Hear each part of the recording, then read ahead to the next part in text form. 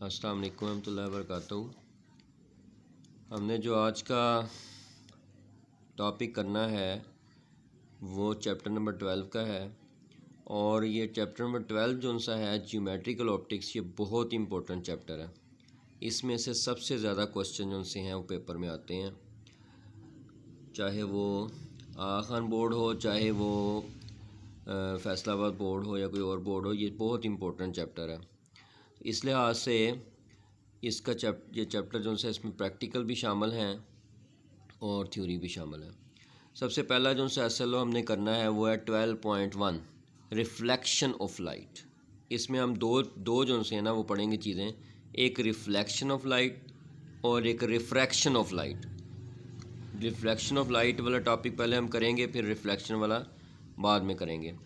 तो 12.1.1 describe with reference to the reflection of light the following terms, यानी reflection of light को use करते हुए ये टर्म जो से डिफ़ाइन करें। Normal, angle of incidence, angle of reflection. ठीक है जी। सबसे पहले मैं आपको रिफ्लेक्शन ऑफ लाइट के बारे में बताऊंगा। रिफ्लेक्शन के बारे में याद रखना है कि हमेशा एक मीडियम के अंदर ये वाक़या होती है, इसकी अक्रेंस एक मीडियम में होती है। अगर ये वाटर में है तो वाटर टू वाटर ही होगी, अगर ये एयर में है तो एयर टू एयर ही होगी। लेकिन ये नहीं होगा कि एक मीडियम और है दूसरा मीडियम और है, एयर से ग्लास में नहीं हो सकती, वो फिर मोड चेंज हो जाता है, और फेनोमेना हो जाता है, मेथड हो जाता है। When light travelling in a certain medium, एक मीडियम में ट्रैवल कर रही है, falls on the surface of another medium, जब वो दूसरे मीडियम के ऊपर, अनदर मीडियम यानी दूसरे मीडियम के ऊपर जाती है, a part of it turns back in the same medium. देखिए वो होता ये है, जिस तरह ये मैंने पिक्चर बनाई हुई है कि लाइट यहाँ से मिसाल तौर पे आई है, वो दूसरे मीडियम से टकराएगी तो सही, लेकिन उसके अंदर नहीं जाएगी, बल्कि उससे टकरा के तो वापस आ जाएगी। तो होता यह है कि एक मीडियम से टकराती है, दूसरे मीडियम में जाती है, लेकिन उसके अंदर नहीं जाती, बल्कि उससे टकरा के ए पार्ट ऑफ इट, उसका एक कुछ हिस्सा जो सा turn back in the same medium, दोबारा उसी मीडियम में आ जाती है। तो ये कहलाती है रिफ्लेक्शन ऑफ लाइट। अब इसकी पिक्चर मैंने बनाई है, ये प्लेन मिरर है, जिसमें आमतौर पे आप खड़े होकर अपना चेहरा देखते हैं और देखते हैं कि मैं कैसा लग रहा हूँ या लग रही हूँ। तो उसमें आप देखते हैं कि जो आपका चेहरा होता है वही नज़र आता है। ये नहीं होता कि आप आगे खड़े हैं तो किसी भाई का चेहरा नज़र आ जाए या किसी और का चेहरा नज़र आ जाए, बल्कि आपका चेहरा ही नज़र आएगा, और जितने आप फासले पे से खड़े होंगे उतना ही पीछे इमेज बनेगा। ठीक है जी। तो ये प्लेन मिरर के साथ जब ये रे टकराती है ऐसे आके, इंसिडेंट रे कहलाती है। ये इंसिडेंट का मतलब होता है जो कि आके टकराती है।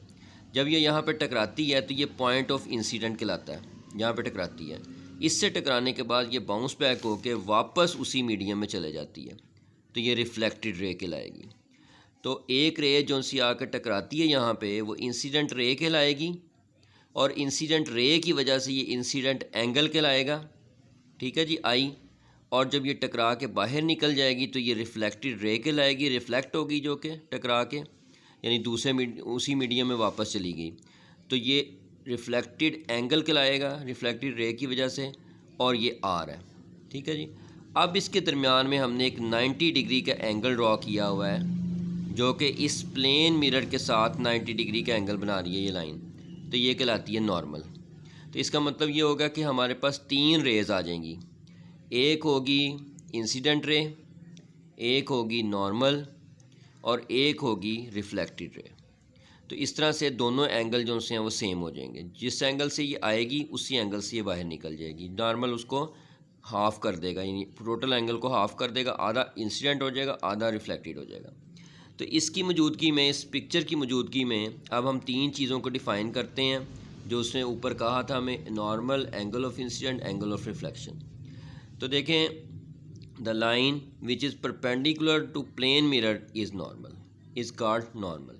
तो जो इसके साथ परपेंडिकुलर होगी, यानी 90 डिग्री का एंगल बना रही होगी, वो हमें कहलाएगी normal. Due to incident ray angle created is called incident angle. इस इंसिडेंट रे की वजह से जो एंगल क्रिएट होगा यहाँ पे, ये इंसिडेंट एंगल आई कहलाएगा। Due to reflected ray angle created is called reflected angle. तो इस रिफ्लेक्टेड रे की वजह जो टकरा के बाहर आई है उसकी वजह से जो एंगल बनेगा वो रिफ्लेक्टेड एंगल कहलाएगा। तो इस तरह से इंसिडेंट एंगल और रिफ्लेक्टेड एंगल जो सा इंसिडेंट रे की वजह से इंसिडेंट एंगल और रिफ्लेक्टेड रे की वजह से रिफ्लेक्टेड एंगल बनेगा। तो ये तीन जो सी टर्म थी, मैंने पहले रिफ्लेक्शन ऑफ लाइट आपको बताया, फिर उसके बाद आपको बताया है कि प्लेन मिरर के ऊपर 90 डिग्री का एंगल जो सा बनता है वो नॉर्मल कहलाता है, और इसी तरह से जो सी इंसिडेंट रे है उसकी वजह से एंगल जो बनता है वो इंसिडेंट एंगल कहलाता है। रिफ्लेक्टेड रे की वजह से जो एंगल बनता है वो रिफ्लेक्टेड रे कहलाता है, इस रिफ्लेक्टेड एंगल कहलाता है। तो इस तरह से हमारे पास ये 12.1.1 SLO जो सा है वो कंप्लीट हो गया, जो अंडरस्टैंडिंग में आता था, यानी इसके अच्छे तरीके से आपको पता होना चाहिए था।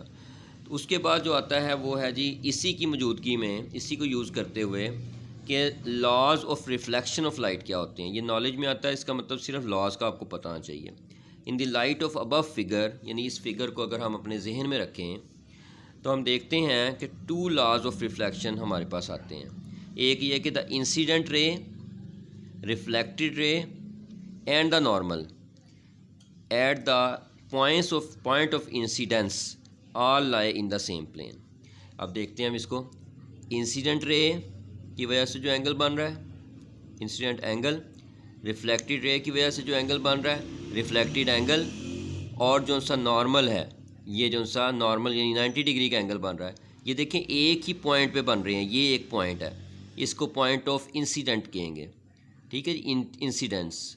तो ये जहाँ पे इंसिडेंट होती है वहाँ पे ही ये तीनों एंगल इकट्ठे होते हैं, बनते हैं, यहाँ से निकलते हैं।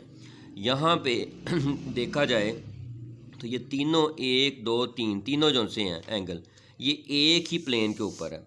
देखें आपके पास जो प्लेन है वो बनता है एक्स एक्सिस और वाई एक्सिस से। ये जो सा है आपका हिस्सा, ये कागज़ को मैं लूँ तो ये अगर हम कहते हैं एक्स एक्सिस है तो ये इसके लिहाज से वाई एक्सिस होगा। दोनों एक दूसरे के साथ 90 डिग्री का एंगल बना रहे हैं।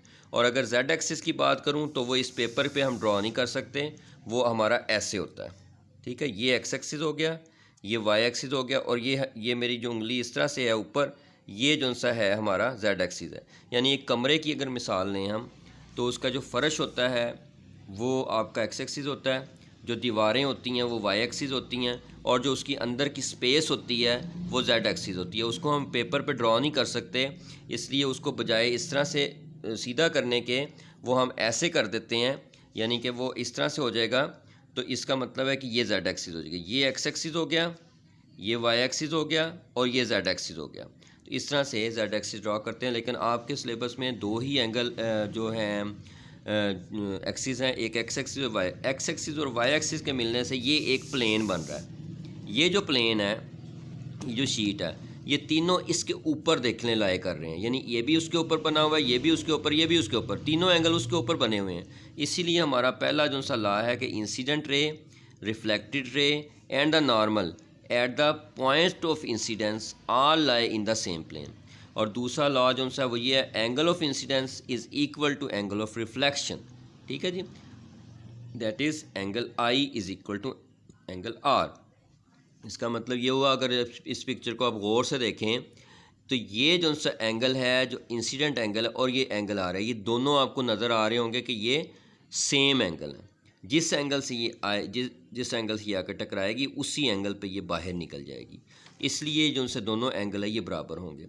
तो पहला लॉ जो सा आपका है वो ये है कि तीनों जो सी लाइंस हैं वो एक ही प्लेन के ऊपर होती हैं। दूसरा लॉ आपका ये है कि दोनों एंगल जो से होते हैं वो सेम होते हैं।